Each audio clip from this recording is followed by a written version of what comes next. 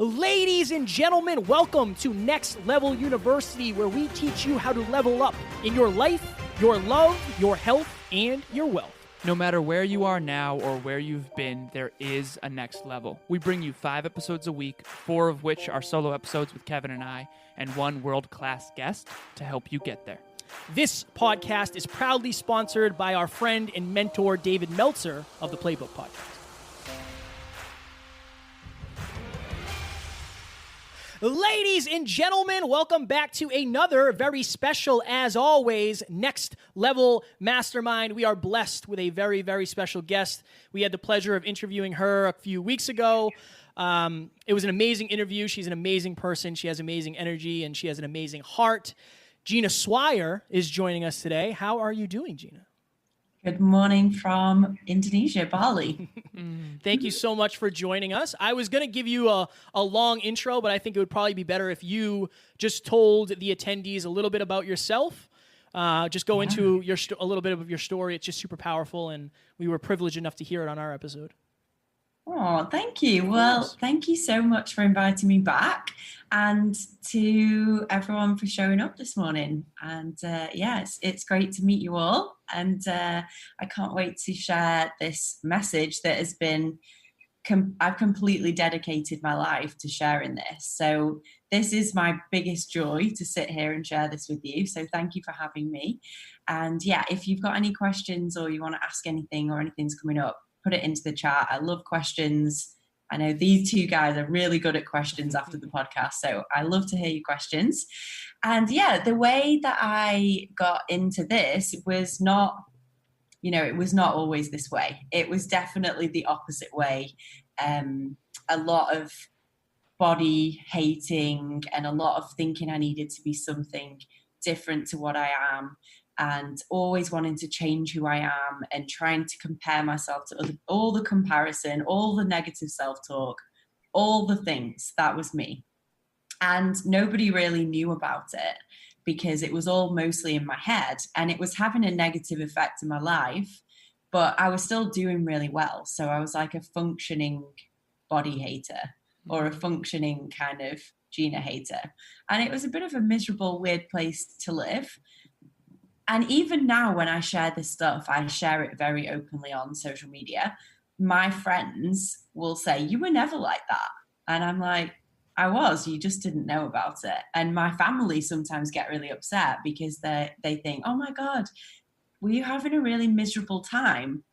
And it's not that I was miserable back then, but I was just off. Everything was off. Everything was really challenging. And so this journey that I've been on over the last, I would say 10 years, has just come into harmony. So what I'm teaching, everything that I teach is something that I've learned, changed, harmonized, and now I'm really passionate about sharing. So what it was, well, it kind of started from going to a really academic school where I felt like a number, and my cosmic, spiritual, kind of outside the box thinking mind did not fit that. Throwing a netball into a hoop was like a big thing at my school, or like hitting a hockey ball with a piece of wood. And I was just like, I don't want to spend my time doing that. That is not, doesn't make any sense to me. But that was really heavily like, people love that at my school. And then the whole, if you were applying to Oxford and Cambridge University, then you were really important. And that's how it felt. And so I just felt like a number. And because of that, I convinced myself that I was an idiot. I was just a nothing, a nobody. And that, I think, was the start of the negative self-talk, or that really, really amplified it. So when I was at school, I actually was almost a mute for a time. So I had such bad negative self-talk that I just wouldn't talk at all. And if someone asked me something, which it sometimes when friends or clients now say to me like, "Yeah, it's easy for you to love yourself," I'm like, no. When people used to ask me a question, I would go bright red, stutter and stammer, die inside, and never really get to any point, and then just berate myself for being an idiot and just perpetuate. So after that period of the kind of fancy school, thinking I was an idiot, then I started getting scouted for modeling. And at this point, I really kind of disliked my body because I was curvy, I felt big and heavy, and I wasn't into sport, and I was really kind of in yo-yo diet culture because but added to by the fact that my mum used to do that. So every week, Monday would come and my mum would be on a diet, and so would I. And so were all my friends. That was normal. And my idol at the time was Victoria Beckham, aka Posh Spice, whose hips are probably about half the size of my shoulders. And I used to really think that if I could be really good and rein it in and eat all the things and just become like dedicated and disciplined, then I could look as good as her. So anyway, after that failure of trying to be skinny in this curvy body that just doesn't want to be skinny, I then started getting scouted for modeling. And so I was like, ooh, I don't want to do that because I'm really shy and nervous. But I also kind of really do want to do that because that will be fun. So I was in this kind of crazy time and I avoided it. And my friends and my family were like, you should do that. You should totally do that. You know, that's a great idea. You should do it. And they kind of forced me into be going into the modeling agency. So when I arrived in the modeling agency, my biggest nightmare happened. And walked in, sat down, and they basically told me I was too fat. I was too heavy, I was too fat, had a great look, but I needed to go away, lose a whole bunch of weight, like a whole dress size in weight, and come back in 2 weeks. So I was like, well, I've been trying to do that. If I could do that, I would have done it by now. Like I wouldn't be living in this fat, gross body if I could do that. So I can't do it. I'm a failure again. And this negative self-talk kind of just carried on perpetuating. Fast forward another bunch of time, and another modeling agency asked me to model for them. So I feel like the universe was trying to push me into something. And for that modeling agency, they came to me and they said, oh, have you done any modeling? And I was like, oh no, I'm too big for modeling. They told me to lose weight. I can't do it. And I'm a no. And they were like, no. We want you to be curvy. We actually like you for that. Like, would you be up for it? It's for wedding dresses, and the sample sizes are for women with curves. And we actually can't find models that would fit the dresses, and you'd be perfect. So I was like, oh, okay, this could be good. So I started going into that. And that was just a tiny little local modeling agency. And then this other modeling agency that had originally contacted me called me in, and I thought they were just going to tell me, you know what, you didn't lose the weight. And I thought they were just going to say, yeah, you're still not good enough. But actually, they came back and they said, we've got an offer for you. Would you like to be signed as Manchester in England's first ever plus size model? And I was like, oh, God, no, this is like going to ruin my street cred forever. This is like the end of me. I'm now a fat model. Disaster, really. But yeah, you know, maybe I'll do that. So I went in and they said, yeah, we love your look. You know, we see you doing this work already. And, you know, the only thing is we just need you to be a little bit bigger. So would you just put on one dress size in 2 weeks and then come back to us and we'll sign you? So I didn't realize at the time that, you know, I was trying to edit my body, my life, myself to be what I was trying to edit myself to fit their mold. So I don't know if any of you can kind of relate to trying to be a little more of this or a bit more of that, depending on who you're with. I can see a few nods. But that was definitely me. I was like, I need to be loved in this way. Oh, I need to get love from them in this way. So I was trying to get this validation. So I didn't put on the weight and they did sign me up and I started being a plus size model. So this is when the universe, goddess, God, whoever is literally like throwing it in my face, like, this is what you need to learn. But I didn't have any idea. I didn't grow up in a family that had any clue about personal development. In fact, I didn't even grow up in a country that had any clue about personal development or any of these things that I teach and learn. And I'm realizing that a lot of my American friends grew up with this kind of amazing stuff, and parents that even have a concept of this. So to me, it was all like downloaded or learned. And so, yeah, I was in this industry. I was doing really well. I got signed in New York and LA and Milan and Barcelona and all these different places. And it was going really, really well. And my career was getting bigger and I was earning more money and I was going to all these amazing parties. And I was also binge drinking, typical Brit. Like, I used to just drink. I was this party girl, you know, it was totally made to be stylish and sexy and all the things, to just go out and get absolutely hammered and do all the crazy things and other things and stay out all night and then go straight to the studio the next day. So that was my life for a long time. And with that came a lot of carbs and a lot of more binge eating and a lot of like this perpetuating. And when you've had no sleep and when you've drunk a skinful of booze, you do not feel great. And then I was going into the studio and trying to be like, oh, I shouldn't have done that. I hope the makeup artist is going to be great. And oh my God, it was a shit show. So after quite a bunch of years of that, I started to feel like deeply dissatisfied, but I didn't understand that. I felt really guilty that how can I feel weird or bad or sad or lonely? How am I allowed to feel any of that when I have literally a life where people message me every day saying you have the best life ever? I felt loads of guilt and I just couldn't tell anyone. I never told anyone how guilty I felt for the void I was feeling. Until I started to learn a bit about this. I joined a yoga community. I started taking a nutrition course, which was heavily personal development based.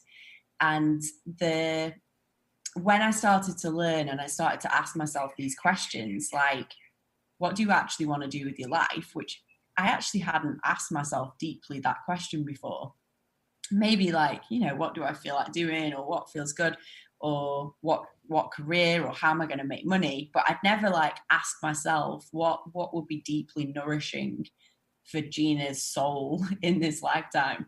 So when I started to ask myself these questions, it was really apparent, like, I'd never wanted to be a model. Like, there was a little part of my, well, probably a large part of my large ego that wanted to be a model, but it wasn't, I didn't care about fashion. I didn't care about all these things. And I'd been kidding. I'd been holding up this lie for 15 years that I gave a shit about fashion. Sorry, my language is going off this morning. No, you're good. But you're good.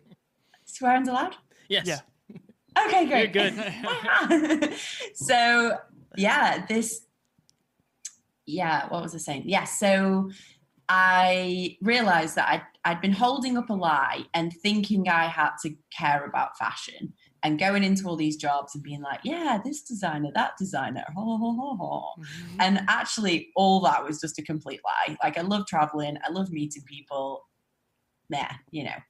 So going forward, when this personal development work started coming in, I think I went through a massive awakening.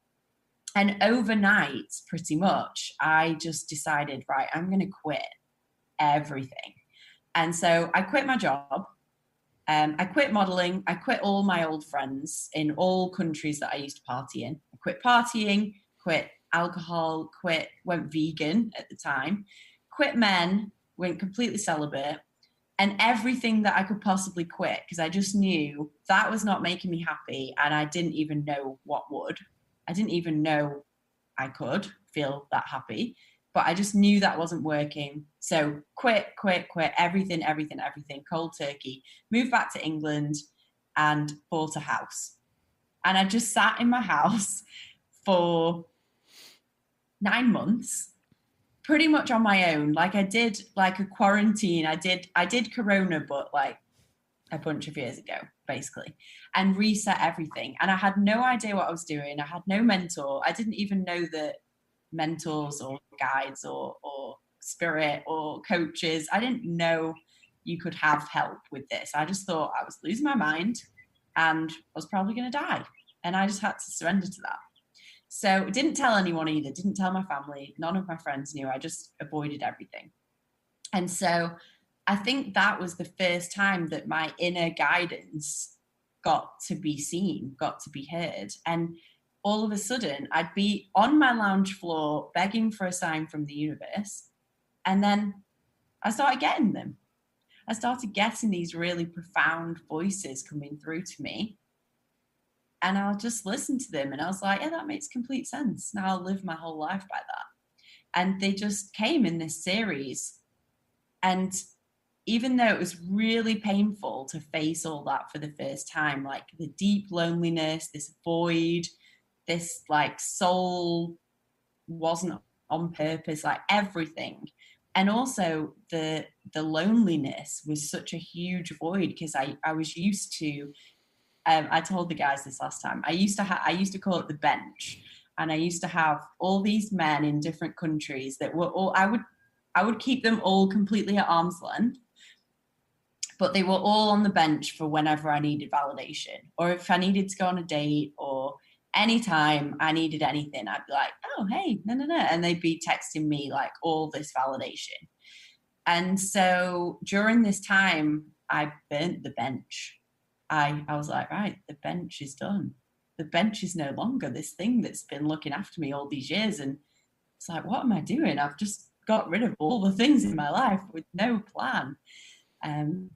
So out of this silence came this realization that actually there is an infinite well of everything I've ever needed coming from the inside of me. And it's actually quite easy and simple to tap into, but I just hadn't realized. So when this happened, my body just dropped so much weight. Like I'd been carrying all this extra weight. And in this time of just shedding all this weight, like physical weight, I dropped 2 dress sizes like in 2 weeks, which sounds like some kind of marketing ploy, but it's totally not. It just was like, don't need that anymore. Don't need to protect myself. Don't need this heaviness. Don't need this weight. Gone. And the lights came on in my eyes. Like I went from and when I look back at my modeling pictures now, like some campaigns in Vogue and different places, my eyes are like, not me. Like my soul is not quite in my body, or I was incredibly hungover maybe. So the light came on, the beams came out, the energy came back, and I was just like, the love frequency. And I became an instant magnet to everything. Like people, well, I didn't know at the time, but clients, everyone was just like, what have you done? And how can I get a bit of that? And that's how my business started, because I just was like, I've no idea really what's happening, but I can tell you what I know. I'd love to. And that's how organically my business grew. And from that point, it's just scaled massively, because as soon as I was in that flow of what the universe, it felt like the universe wanted me to do this. Everything aligned, everything started just coming thick and fast. All the people, the teachers, the money, the this, the that, everything was coming in for me to do this mission. And I don't think I realized how big this mission was until now, looking back. But yeah, I'm on a self-love mission, you guys. So yeah. I have a question. Yes. Okay, I don't know if you plan on having children in the future, but is there a healthy, sustainable way to model? Like, do you have to kind of have the right mindset for that? Or are you kind of set up for failure? I don't want to say failure, but set up for struggle in that line of work? Interesting you should ask that, because in my Facebook group, the Infinite Self-Love Society, that's a huge conversation that's going on at the moment.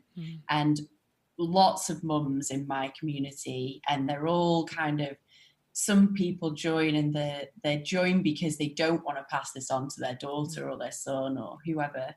And some of them have done the personal development work and they want to share what they've learned with their children, and they share that with them. And it's so inspiring to me because I absolutely, like, I cannot wait to be a mother. Like, that's massive on my radar, and it has been for ages. And so, yeah, I think, I mean, I grew up with a mum whose love is so strong, and she's so giving, and she's over giving, if anything. You know, she had a couple of times in her life where she just gave, and she didn't have the right support, and she actually just melted down a few times. And so seeing that, and me coming in, and obviously it's all perfect and it's all part of our journey, I became this, like, I'm going to protect you and I'm going to kind of be there to hold you up. And so my mum would stand in the mirror and kind of grab her thighs and be like, oh, if I could just get rid of all this disgustingness, then, you know, I could wear this outfit. Or if I could just not look like any of this, then I could be happy. And I grew up seeing all of that, which I do think has, you know, I've rebelled against that. And I'm like, I'm going to love all these curves with all my might. So, you know, I think whatever happens, you're on your path. I'm so excited though to see this next generation of people, of children who get to grow up with parents who value this stuff, who teach this stuff, who teach communication, who teach about sex. Like, sex was never mentioned in my house at all. And how crazy is that? Our sexual energy is driving the show. So yeah, I'm very, very, very excited to have children. And yeah, I guess it always comes with challenges. It's going to be a trip for sure. So I just want to provide context to everyone who is here. So anyone can ask a question. You can type it in the chat, or actually, if you want to be, just remember this is repurposed as a podcast. So if you want your voice to be on the podcast, you can do that as well. Amy's in here. She can read your question in the chat, and you can write it to Amy privately if you want it to be an anonymous question as well. I have 4 questions that are anonymous. Perfect. Let's rock. Let's start there. Ooh. Okay. So the first one is, how do you positively navigate through life when you feel like you are constantly being validated by your looks/weight? Well, I know about that one. Yeah. So well, in my way, I just went completely cold turkey and was like, I'm not going to receive any of that. I'm not going to, you know, that's not going to be my source anymore.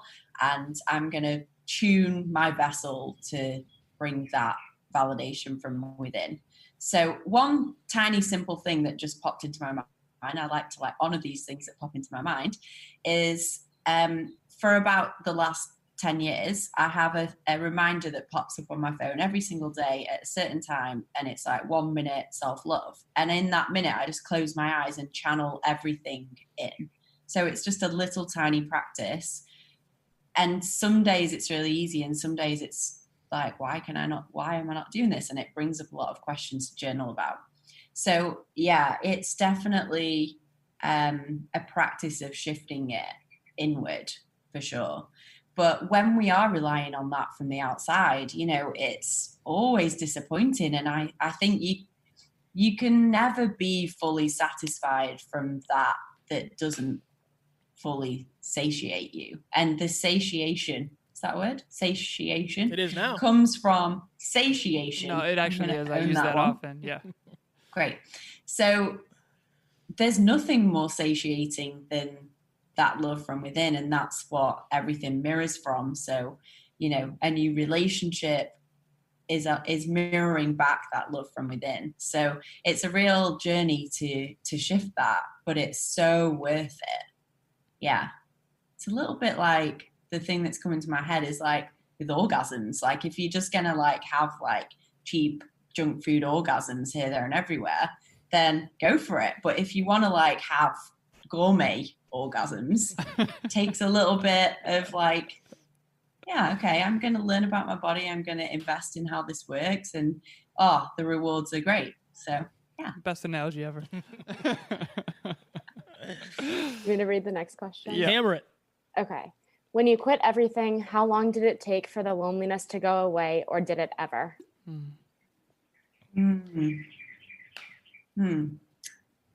It got worse before it got better. A lot worse. It really hurt. And I felt I was going into the pain. It wasn't just my own pain I was feeling. Like that amount of pain and void could not just be from one lifetime. It was like ancient stuff that it felt was coming up through me. And yeah, my body was lifeless. I was like, it was like a kind of a lamb on the floor. And it was like, it's like my higher self was looking at that and being like, wow, good one. But yeah, it needed to be done. And that, yeah, it definitely got worse before it got better. So I always talk about this 2-month lag with manifestation, or with changing how your body feels, or harmonizing your body, or intuitive eating. Any of these things, I feel it's like the test of the universe. You know, do you really want this? Like, what if I put this really hot guy in your way? Are you gonna like just fall into him validating you? And the universe really tested me and literally put the hottest guy, like this really hot guy who I'd fancied for like forever, all of a sudden was like, I want to know you. And I was like, no, something bigger is guiding this. So I do feel that we will be tested. And yeah, for, I would say at least 2 months, it was the hardest thing ever. And then as soon as I got the downloads, and the first download, I mean, now I call it a download. Then I was like, what is this really potent voice I'm hearing? Why am I hearing voices? Yeah, so the voice was saying to me, Gina, you've always spent all your energy trying to change. You don't need to change. Just be you. That was the first kind of download that I got. And I was like, oh yeah, I have. Like my whole kind of, I've used my career's worth of energy trying to change, be more intelligent, be thinner for certain jobs, be curvier for certain jobs, be more this, less that, blah, blah, blah, blah, blah. I spent all my energy trying to be that. And if I don't do that, then I regain my power. I empower myself. I get my power back. And now what do I want to use that for? Oh, now I want to use that to help people. You know, now I want to use that to do what I actually want to do. So yeah, it was like a process of regaining this power. And as soon as that happened, as soon as I realized I had this well inside of myself, I never really have had that same sense or that same flavor of loneliness. It comes, but it's like, it's not the same. Yeah. So I would say, I actually wrote an article about this with self-love. Loneliness is very different. Like it's not a thing. You've always got yourself, and you're your best lover, your best friend, your best everything. And you can also have then another best lover or best friend as well as a bonus. But that's like the cherry on the cake, not the whole cake. You're the cake. The gorgeous, gooey jam in the middle, frosting, you guys call it cake. Amy, is there another one? There's 2 more, right? Yeah, there's 2 more. So this one's from Emilia. She had to run, but she said, Gina, thank you for blessing us with your message and sharing your courage with us. Would you share with the world what your version of mirror work looks like and how impactful it has been in your subconscious awakening to self-love? Mirror work, did you say? Yeah. Yeah. Mirror, yeah. Mirror work. Yeah. Yes, I love that. My version of mirror work. Yes, I use mirror work. Mirror work's a big thing in my own journey, in my own practice, and in my retreats when I do the mirror work exercise, like it literally blows people's minds. And yeah, I mean, my version of mirror work pre self-love awakening was just everything that I don't like. I would just see all the things. They weren't even there really, but I could see anything and it wasn't pleasant. It was just like, like living with the obnoxious roommate, never asking her to leave. And yeah, that was me. So the shift came from, I think what really did it for me is one time someone, I can't remember who it was, asked me to do this exercise, and I now teach this as part of my mirror work ritual, where I was asked to think of one kind thing and one mean thing that I say regularly to myself, and then say it repeatedly in the mirror and just watch your facial expressions. And so when I was saying the mean thing, I could just see this like little child, like my eyes would droop, my glow would go, my lips would get small, like everything would just. And then as soon as I said the kind thing, like, it's like, yay, I like this. Like my eyes would light up. They would actually, they would change texture like an octopus does. Like they would gleam and I would glow. And I was like, oh my God, that's such a microcosm of the whole macrocosm of the world. And if I can just do that more, that's not hard. Like just even fake it. Like even when I was faking it, it would still gleam, you know, and when I believed it, it would gleam even more. So yeah, it became a practice. And now I'm really into dance. I love dance for expression and for movement and energy moving and all. I just think dance is like a one-stop shop. And there's a song, I have this playlist called Dance Your Emotions, which I can totally share with you. And each song embodying different emotions. And it's so fun because I used to be really scared of my anger or my resentment or rage, and now I'm like in complete love and adoration for it. And when I do this practice, this dance practice, there's one song towards the end where it's just literally saying, oh, I love you. You might know it, maybe not off my singing, but it just says that all the way through. And I just one time just started eye gazing myself in the mirror and just humming it and singing it. And now I do that most days. And it's such a sweet practice to see what's there. And when I offer this to my clients, sometimes they're just so confronted by that song alone. And it's a beautiful practice to become okay with saying these things to ourselves. So mirror work is huge. Such a great tool.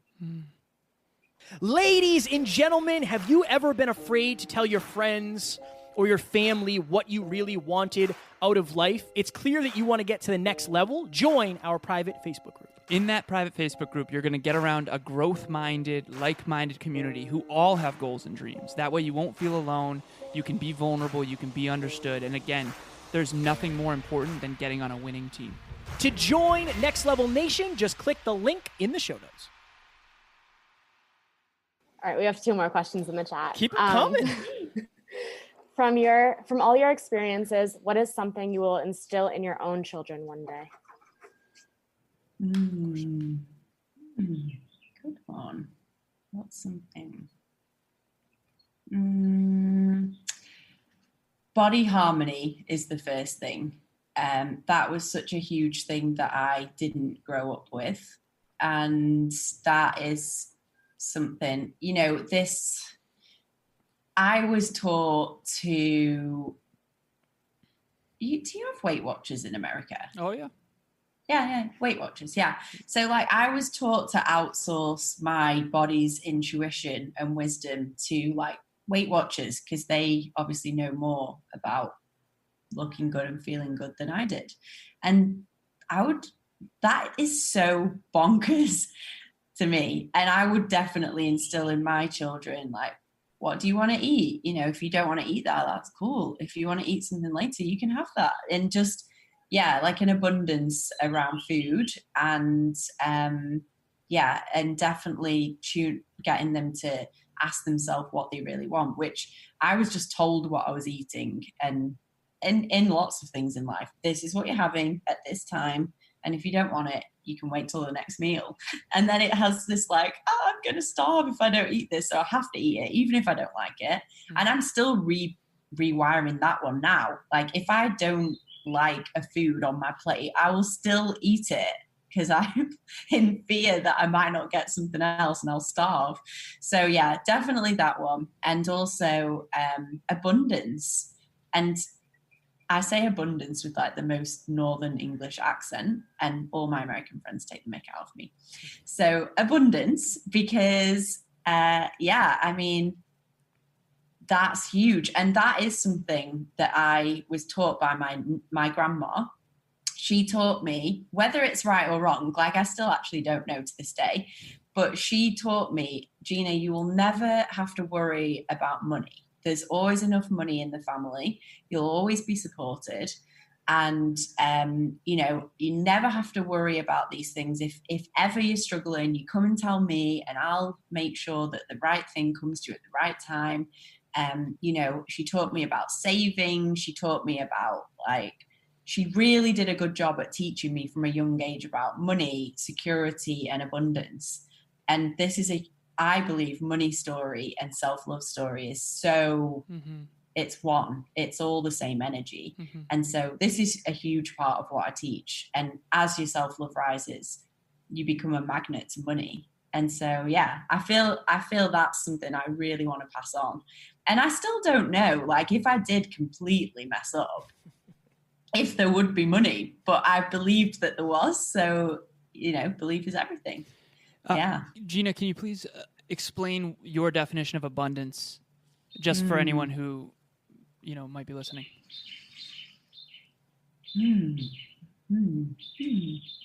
Well, what is it not?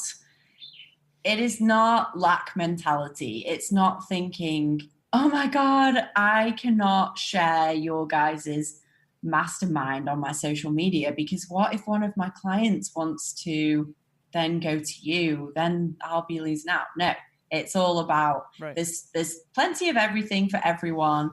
And if I'm in alignment, if I'm being generous, if I'm having fun sharing, then the right people will find me and the wrong people will not. And that's great. The more the merrier, there's enough for everyone. So that would be my version of abundance. And in terms of money, in terms of clients, in terms of friends, in terms of being generous, I just love to be super generous with everything. And that's been a journey, because when I first started my business, I was like, oh, I can't share my good content because then I won't have anything to share on my retreats. And then I realized, no, the more I share, the more ideas come to me and the more we all expand. So yeah, abundance. Great explanation. It is. Yeah, that was good. What else we got, Amy? Oh, this is the last question in the chat for right now. But being a high school teacher, I worry about the validation this generation needs with the likes on social media, TikTok, etc. What advice would you give the teens growing up in this world? Fire question. I have a younger sister who's 10 years younger than me. And so I grew up seeing all of her and her friends' conversations, which are highly disturbing because they were nothing like ours. They were at 10 years old, they were already saying they don't want the French fries on the side of their burger because they'll get fat. And I don't think I was doing that. So I do definitely feel it's changed. It's got younger. And with social media, of course, social media just amplifies whatever you're feeling. So if you're feeling great, you go on social media, you can feel great. If you're feeling terrible, it's like a sponge, it just amplifies whatever you're feeling. That's why I don't scroll at all. And if I'm not feeling good, I definitely don't go on social media. I just go into a silent retreat with myself. So in terms of teenagers and what I recommend they do is doing a social media audit. So go in, have a look at things. And if it makes you feel good, then do more of it. If it makes you feel you need to change, you need to be fitter, you need to be thinner, you need to be clever, any of these things, then the trap I used to be in was that I used to think I could hate myself into being better. I could, it was like constructive criticism kind of vibe. Like if I see all these really hot Insta models, then I will go to the gym more. But actually, like, does anyone here do well with constructive criticism? That to me is such a myth. Like, that's the complete opposite to Like any form of constructive criticism does not work. Like if someone's like, I love what you just did, you were just so amazing at this bit and this bit, I'll just do that more. If they say that bit sucked, that will hurt me and I won't want to do it. That's just like how I operate. And that's the same with social media, to be honest, like in my opinion. So yeah, I ask people to do a social media audit and really ask themselves how they feel with each person, and follow, a diverse range of people, and follow people who are about empowering people, because a lot of these social media people, and I was involved in something and another woman in it was one of these heavily plastic surgery, edits all the pictures, and the comment, it was so hard for me to see and be involved in this thing, but I know it's all perfect. And to read the comments and the engagement of this woman, this kind of like, I don't know what PC label to give to her. This hurting woman who has recently come to me and said, like, I am in dire straits with my self-love, and she's got like a bazillion followers and all these women that are like, oh my god, where did you get your ass job, and where did you get your teeth done, and which surgeon did you use for this, and oh my god, this picture is fire. And she, like, you can literally see where someone's edited a waste in, and it's just like, this is like ruining. It feels like the complete opposite to what I put out there. Yeah, so it's a minefield, and it's all perfect. Like, it's here for a reason. It's all happening for a reason, and it's all perfect. So yeah. Gina, you're audit. I remember when I first read your story, I was so intrigued by you went to what you thought you wanted, which was a nutrition guide, but then you got what you really needed, which was personal development. And you didn't expect it to be 1/3 personal development. I remember when I read that, I was like, that's awesome. So, because when I found personal development, I was like, oh my goodness, this actually feels like the way. And I just went all in, and I know you did as well. And we all have our own unique flavor of personal development, right? So my question is this: how do you reconcile this idea that, because I couldn't agree more, abundance, right? Instead of I'm not good enough yet, I want to go be better. Instead, it's I'm already great, but let's be even better. How have you reconciled developing yourself and getting better with not beating yourself up? How do we help people with that?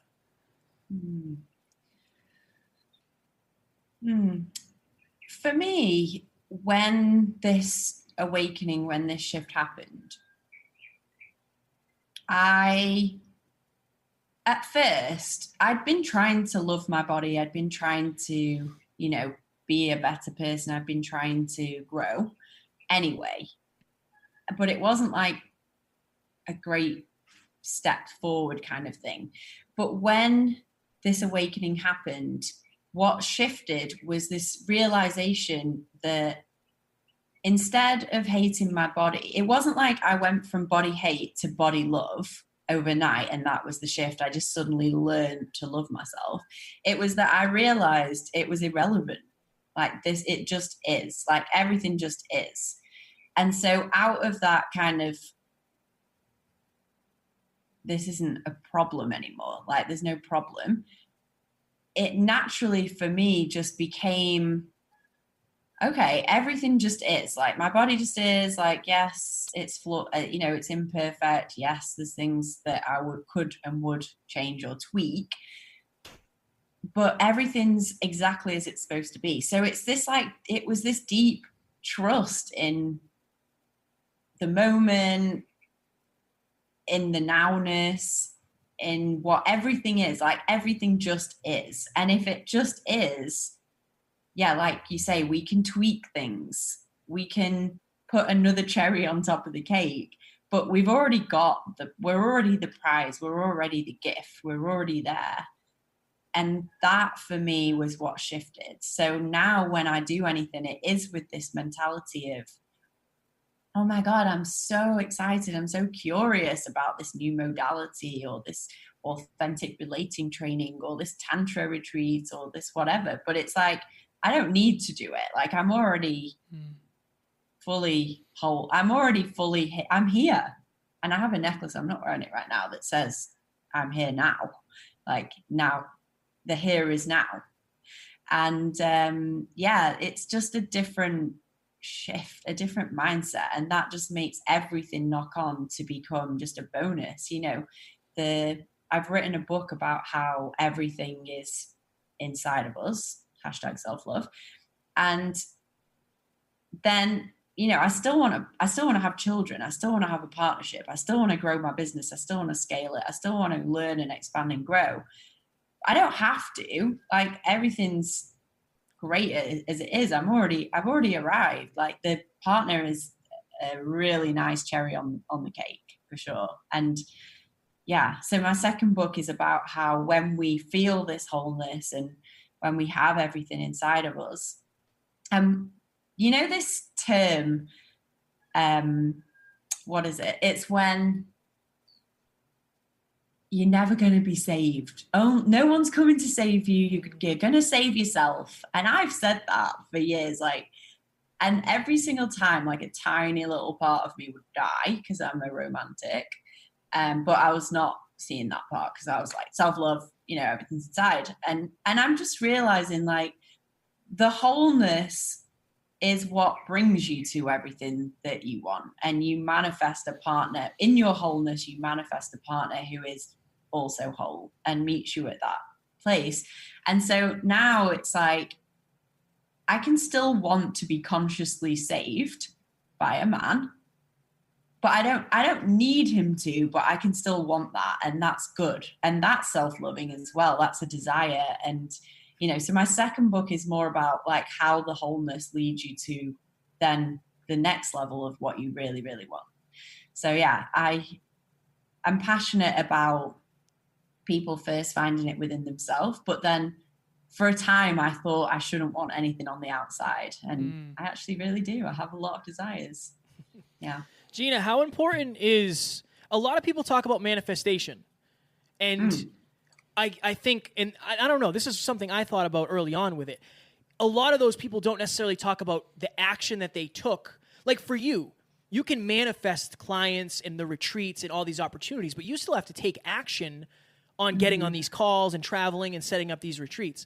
How important is taking action when it comes to manifestation? Huge, huge, huge, huge. So the way I see it, and it took me a while to see this, is instead of what I used to do, which is like, I want to manifest living in Bali. I want to manifest, oh my God, I want to live in Bali. Oh my God, it would be amazing. Every day I'd be like reordering living in Bali. And then I realized, I don't need to do that. I just need to know what it is, ask for it once, and then speed it up by taking action. So with any desire, with anything I want to manifest, I will have two action steps. What would speed it up? So, for example, if I want to write a second book, then the actions that would speed it up is hiring someone to help me create the arc of the book, because I don't like to do that myself. Or, if I want to do a TED Talk, for example, which I do, then the speed up actions would be write the talk and practice it, and contact the exact person that could help me, So it's always 2 or more speed up actions rather than I have to do this to get that. It's like, what would speed it up? It's already done. It's already ordered. It's already done. And this just puts you in the way of speeding it up. Gina, I heard this quote once by Denzel Washington that always stuck with me. He said, true desire of the heart for anything good is God's proof to you in advance that it's already yours. I can tell that you're going to understand what I just said at a very deep level, but I know that a lot of people don't, and I know I certainly didn't for a time. Can you please explain what he means by that? Because you set an intention and then you trust your intuition, but I think a lot of people's physical pain, mental pain, and emotional pain is the noise. If there was a lot of noise on this mic right now, you couldn't hear me if I was your intuition. I feel like some people, and you in your modeling and drinking, and I've had a drinking past as well, it's like the noise was too much, physical, mental, and emotional pain for me to hear that inner voice, that inner guide. So what would you say to all that? Well, the example that was coming up as you were talking is, so in my own personal journey, I wanted my partner. Like I wanted this partner in life, partner in divine, whatever you want to call it. And it was, for years, probably my entire life since I started to write, even when I look back, which I don't have anymore because I burnt all my journals this summer in a ceremonial way. But when I used to go back to my mum's house in England and go in the loft, there'd be like all these notebooks from years and years and years that I thought I was going to keep because one day I was going to make into a book, which I don't think is a thing. And I would look back and just any page that I would open, there was like lists and lists and lists of what I want in a man, like what I was manifesting and what I want and what I don't have and all this. It was just, I was like, oh my God, I've been on a loop for like ever. And I've had so many boyfriends and different relationships and all sorts of things. But that has been like the hardest thing for me to manifest in a way, which is a funny story. I'll tell you in a sec. So what I didn't realize is like, I'd like rejected the longing. And I was longing for this man. I was like missing my future partner and children. Like I was longing for that. And I rejected that so hard because that doesn't feel very self-loving. That doesn't feel like finding it within. That doesn't feel right. It doesn't feel good to want these things that I don't have. So yeah, rejection. But what changed, what shifted was when I began to love that part of myself that wanted these things. When I became to like own that desire and love that desire and really like honor it and befriend it, that's when, like, it wasn't long after that I met my now partner.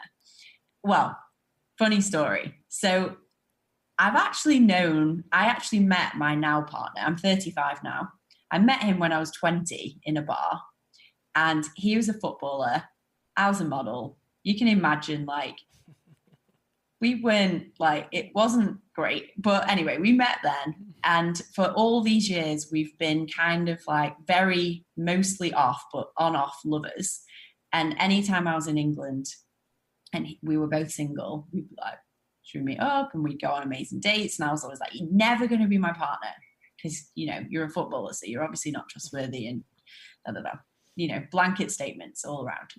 And so 15 years later, after like the amount of times I've like ended it with him, I'm like, this is not what I want. I'm calling him my partner. You're not it. End. And then, you know, the lockdown happened and we weren't speaking. And long story short, this story is super intricate and I'll probably tell it sometime, another time. But long story short, I did this crazy mushroom journey ceremony thing in the lockdown.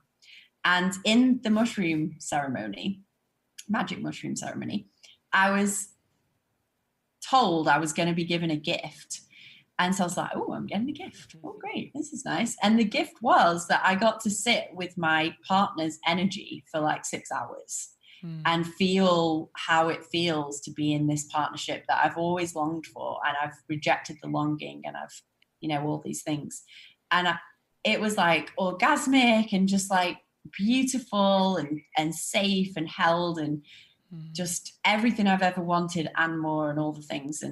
And yeah, so I was like, oh, wow, I get that now. And after that moment, from that, every day, I was like, I just knew what it was going to feel like. I just knew it and I got the feeling. And so a few months after that, he'd said, hey, do you want to meet up as friends? Like, I'm coming to Manchester. We met up and as soon as he walked in, I was like, oh my God, wait a minute. That's that feeling. No, that can't be that feeling because that's him. Like, that's not a thing. Like, no, there is that feeling. And yeah, it was that the feeling of the manifestation already happened that it was just, you know, I had no questions. So yeah, the longing piece. So we have like 4 minutes. I want to ask you a quick question and then I want to give you time to talk about all of your things. So Alan and I have had the pleasure of talking to a lot of our listeners. We don't have fans, we have family. And a lot of our listeners are women. And I have heard terrible stories about the way they've been treated. When it comes to self-love, how do you get over maybe somebody taking advantage of you, or like forgiving yourself for things that have happened in the past? Like, what is that process like? Is it any different than what you dealt with? Is there a specific way to go about it? Because I think for a lot of people, the way somebody else made them feel is the way they feel about themselves. What would you say to that? I can see lots of nodding. This seems very alive. So, Great question. Thank you. Great question. Fire question. I would say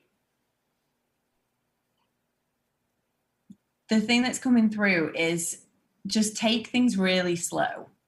And so I live in Bali most of the year, and I'm in this huge community. Everyone's a coach. Loads of people are into tantric. It's very tantric. It's like orgies every night, and there's all kinds of things. And I personally have always been very much like there's no right or wrong. But I observe, and I observe with my clients, I observe with myself, I observe with my friends. Women who take things very fast with partnerships could be said to have more fun, but it doesn't seem to last. You know, it's this fast, all-in, fiery thing, and then it's as fast as it comes in, as fast as it goes out. And so in my experience, like, I like to just see how things go, feel into this, have some space, have some time. And to me, that's very self-loving, because there's no rush. And it's usually that wound that has, this might be a blanket statement, but I feel clients of mine who are still seeking that love validation from the outside throw themselves into things very fast and don't consider things and give everything away. And personally, I think the self-love way is to check in with yourself at every stage and just take it really slow. So I'm not sure if I fully answered your question there.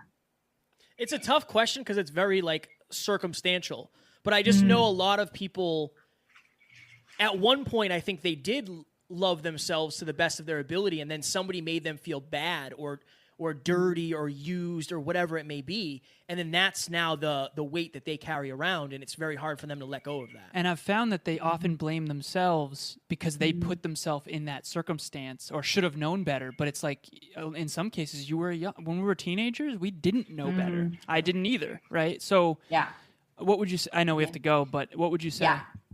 So I've just had this in one of my groups, the Body Harmony group, with a woman who'd been quite badly sexually abused. And, you know, she was just holding so much weight. And the process, the self-love process, doing all the steps is what changes that. It brings you back to yourself. It brings you back. And she, in 6 weeks, has gone from, you know, never going on dates and just having sex with loads of people and just berating herself all the time, to within 6 weeks has met like a deeply nourishing partner who loves her for how she is and is there for her and solid. And it just shows like how quickly, when you change the way you feel about yourself, everything changes. So the simple answer is do the self-love steps, do the work, and it will change, because I see it over and over again. Sure. Can you tell people where they can learn more about you, where they can follow you? You have a fire website. You're all over the place. Talk about yourself. Yes. Yeah, it's Gina Swire on absolutely everything. Gina Swire on Instagram. Send me a message and say hi. I'd love to hear from you afterwards.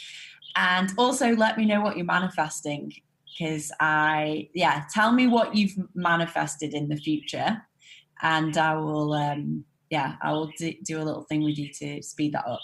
So Gina Swire on Instagram, ginaswire.com. And I also have the 12-step self-love transformation, which is step-by-step, everything I've ever learned about self-love, all the resources in a process to take you from wherever you are to wherever you want to be. And it's a great community of women who have gone through that already. So yeah, thank you so much for having me and all your questions. And yeah, thank you awesome. for joining again. Alan and I, we love chatting with you. Your energy, your heart, you're such an amazing individual, and we always feel blessed when we get to spend time with you. So thank you for joining us today, and we hope you have a great day since it's the morning time for you. Yeah, have a great evening. I love you guys. I love your questions. Yeah, and your energy, and it's so nourishing to be with men who are just highly intuitive and going for it and inspirational. So yeah, thank you for inspiring me as well. Thank you. Oh, Gina, you inspire us as well. And reach out to Gina on Instagram. She's super responsive. Thank you so much for doing this. Thank you so much for everyone who attended, and we will definitely be in touch soon, Gina. Woo-hoo. We don't have fans, we have family. Talk to you soon. Love you, Gina. Bye. Love you guys. Love you all. Bye, everybody. Love yourselves. Ladies and gentlemen, thank you as always for joining us for another episode of Next Level University. One podcast episode can change your life forever. If you got value from this episode, please share it with someone you care about deeply. And we will talk to you on the next one.